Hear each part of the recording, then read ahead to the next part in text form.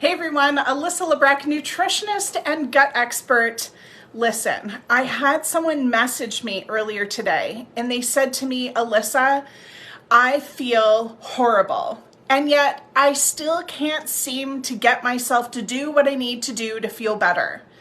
And this is actually something that's very common, whether people like to admit it or not. It's a big obstacle for people who are trying to fix their gut.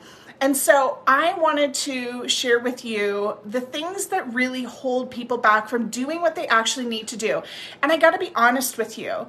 It's not that you need to keep promises to yourself or find a way to be motivated. Although, sure, be motivated, find a way to be motivated, keep promises to yourself. These things can be helpful, but it's actually so much more than that. And I think you're going to be really surprised by the potential thing that may be holding you back here. So if you are someone who is struggling to take the action required to be able to feel better, maybe you are eating foods that you know bloat you. Or maybe you are skipping meals, even though you know you get hangry. Maybe you are struggling to stay consistent with supplements, or maybe you know that you need to get functional testing done, but you keep delaying and delaying and delaying because it feels easier to spend that money on everyone else but you, right? Or it feels easier to prioritize everyone else but you.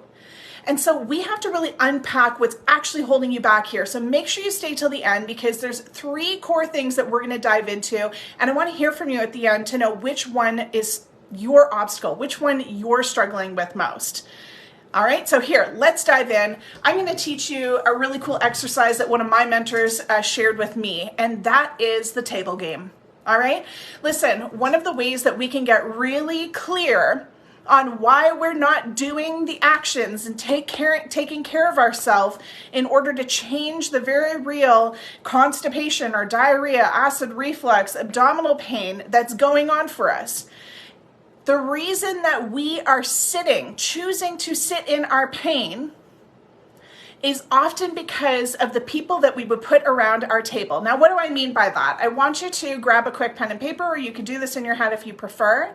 But what I want you to imagine is it's your very last supper. I want you to imagine this is the last time you will ever sit around a table with some of the people that you admire the most in this world. Now, it doesn't have to be family. It doesn't have to be someone you even know. It could be Oprah if you want it to be. It could be Beyonce for all I care. But someone who you're like, man, I just love this person and I would want them around my table. Maybe it's someone that you admire or someone that you already admire that's in your life, someone that you respect, someone that you look up to. I want you to write out the people that you would put around your table. It could be up to 10 people, okay? Now, what I want you to start to notice as you're coming up with these people is I want you to observe and think about what are the things that are making you want to put these people around your table. Right? What is it that you love about them, or you admire about them, or you respect about them? And I want you to start to write out next to their names what it is about those people. So for some people who do this activity with me, what they'll write out is they'll put things like, this person just makes me feel so loved and seen, right? I feel like I am so supported in a judgment-free zone when I'm with them, right? And then there might be someone else that you're like, I just love how they're so giving and they support charities and they're whatever it is, right? They just see other people and they're all about lifting up other people, right? And then there might be someone else who's around your table who you're like, man, I just love how career driven they are. I love and respect how they just get after it and how they've really advanced and they do that while being a good person or something, whatever it might be, right? I want you to write out these people's names. And then I want you to write out what it is about them that you love and admire and respect and the reason why you put them around your table. Okay, now you're going to need to spend some time with this. All right, and as you develop this list, it's going to reveal something really important. You're going to be wondering, well, what does this have to do with why I can't seem to take action? Right? And the answer is, what the table activity does is it reveals to you what your priorities are. It reveals to you what your priorities are. And what you may notice is that the people around your table represent the things that you prioritize, that you value. Maybe you value your career, or you value this person who's at your table because they are all about family. And so you prioritize family and you prioritize your career. But I've got a question for you. Was there anyone around your table that you put there because you admired and respected how they took care of their health? You see, what we see in other people is that which we prioritize. And what's often really eye-opening for people is that they don't have anyone at their table that represents health and prioritizes health. And so the bitter truth is often that we don't actually prioritize our health. Now, this really gets people going. It feels like a trigger sometimes because people say, yeah, but Alyssa, I'm spending money on supplements, I'm doing that, and I'm doing these things, right? But when it really comes down to it, oftentimes their actions are not fully aligning with how they want to feel. Right? We go back to, like, why is it that you're struggling to do what you need to do? Whether that is stop eating a particular food that you know flares your body, or adding in more of the good foods, or processing your emotions via healthier outlets and not emotionally eating. We know a lot of the things that we need to be doing, so why aren't we doing them?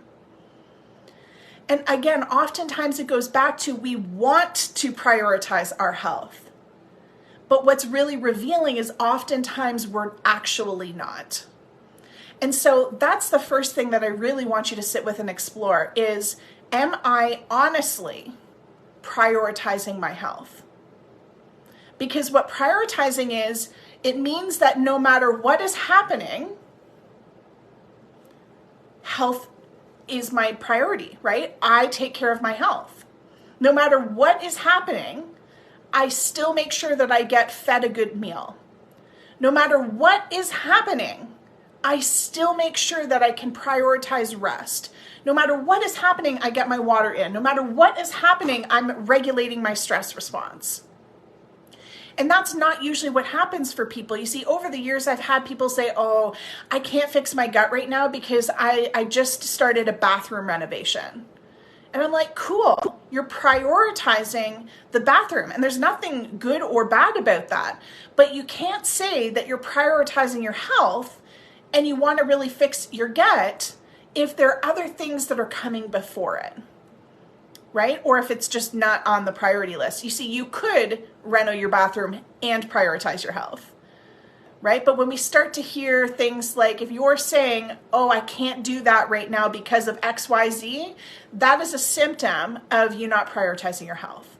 So this may be something that's actually a roadblock for you, is assessing whether it's a priority. Okay, now the next thing that we have to really look at is, do you feel worthy, deserving, and capable? Now, there can be different answers for each of these, so I always ask these individually. Do you feel worthy of being healthy? What's your first gut instinct, gut response, knee-jerk reaction? Not like, well, what was that first feeling that you got? Pff, no. Or like, fuck yes. Right? Which was it? Do you feel worthy of being healthy? Here's another one. Do you feel deserving of being healthy? Do you feel you deserve to be healthy? Some people are like, hell yes, I feel I deserve to be healthy. Other people are like, I don't know. Now, do you feel you're capable of being healthy? You can feel the energy of each of these questions is very different. Do you feel you're capable of being healthy? You see a lot of people who have been struggling with gut issues for many years, if not their whole life, start to doubt their bodies. They start to struggle with trusting their body and their body's ability to heal. And so when I ask you, do you feel capable?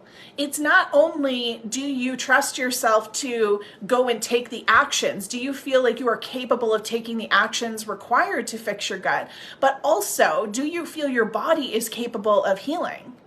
And if we answer no to any of these questions, it's shining a light on an area that is needing your attention. There's an opportunity for healing there. So again, we go back to, is it a priority issue? The second thing, is it a worth, deserving, or capability issue? And then the third thing we have to talk about is stories. So stories is a whole other thing. And what stories are, just as it sounds, we tell stories. You see, we have all of these thoughts spinning through our head. And oftentimes we forget that we are the thinker of our thoughts, and therefore we have the ability to change what we are thinking. And when we don't have that realization yet, our thoughts tend to run our world. And some of the thoughts that often come up for people is, oh, I don't know if it's going to be possible for me. I've tried a million programs before and it never seems to work. Or like, I don't know if it's going to be possible for me because I just don't have time. Right? Story. Story is I don't have time. Story is I don't think it's possible for me to heal. Right? And so what ends up happening is these stories begin to back our lack of priorities and or priorities. Right? I don't have time, meaning I may not be prioritizing my health and prioritizing something else. Right? Or I don't know if it's possible for me. That's where we start to get into trigger number 2, which is I don't know if I'm capable of healing or maybe worthy or deserving. But these stories start to run rampant in our head. And what begins to happen is they totally pull us off track. Because if you don't feel you are deserving, worthy, capable, and you're telling yourself these stories of like, I've tried supplements before, they never worked for me, how is it going to work this time? Right? Or I can't eat anything. Every time I eat foods, I react. Then you're going to create the environment that creates that condition, that result. A good example of this is, again, the food. If you're telling yourself that you react to all foods, guess what happens every time you go eat? You stress. You stress about it because in your mind, these stories are, oh my gosh, I'm gonna react again. What if I react again? Oh my God, I'm gonna have to cancel my plans and like this, blah, blah, blah. And we start tail spinning, right? And what happens is this activates our stress response. You activate your fight or flight, which literally shuts off your digestion. And when this occurs, you reduce your digestive enzymes, your digestive capacity by up to 80%. And then you go and eat that food, but your gut is like, well, we're not digesting foods right now. We're actually running away from that threat, that stressor, that bear. And so those foods end up not being digested properly. They rot and ferment in the gut, and then your symptoms end up flaring.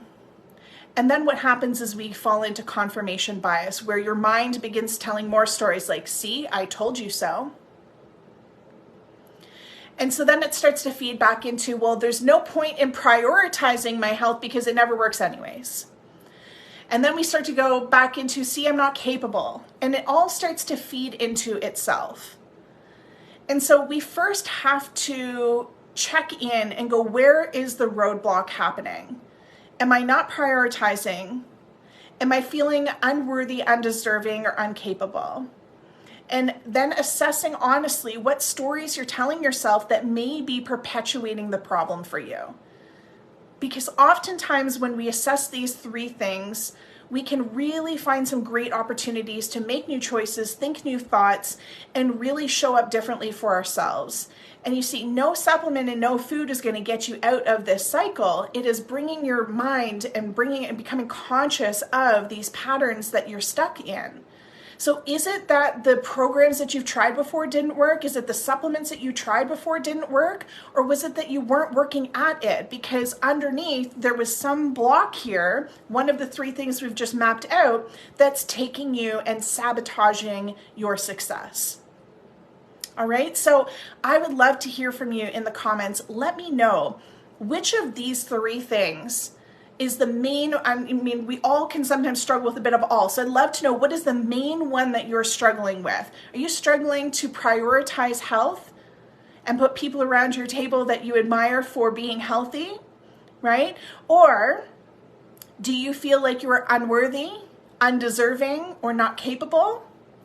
Or do you have an asshole in your head who is just running rampant and telling you all these stories about how it's not possible for you and really keeping you feeling hopeless?